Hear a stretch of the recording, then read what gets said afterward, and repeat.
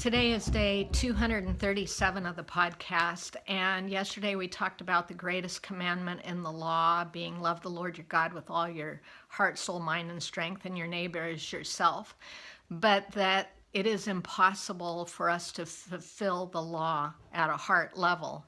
It's old covenant, and the works of the law we are unable to completely fulfill.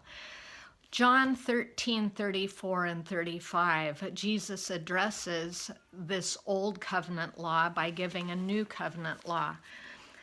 New covenant says this, John 13:34, a new commandment I give to you, that you love one another, even as I have loved you, that you also love one another. By this all men will know that you're my disciples, if you have love for one another. Love is still the main thing, but it is flowing from a different source. Under the law, man is the source and has to prove love by his own efforts. You have to love the Lord with all of your heart, soul, mind, and strength. It is sourced in you, and you have got to exert this towards the Lord, and you have got to give love to your neighbor. It is sourced in you, and it's from your own effort. With the new covenant, the Lord is the source. You are to love as I have loved you. It's initiated from Him, and we are the recipients. We are the recipients, and then we become the delivery system of something that we have received from Him. We shouldn't be surprised then that the enemy is going to continually come and try to interrupt our ability to believe that we are loved. It is one of his main strategies.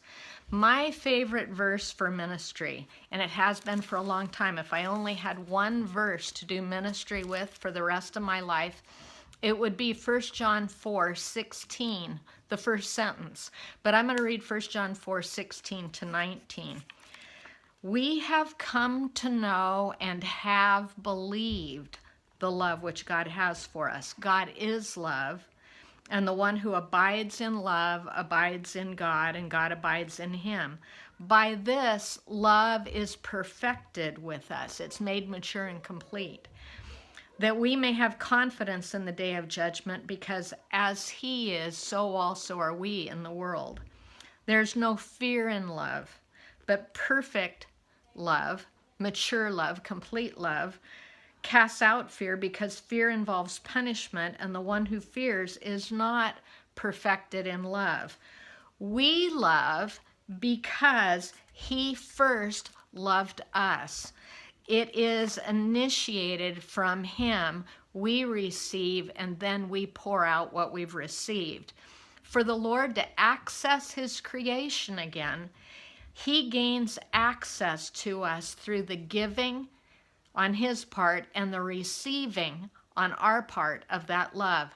Access is gained through the giving and receiving of love. It's the divine entry point. It is the divine strategy of recovery.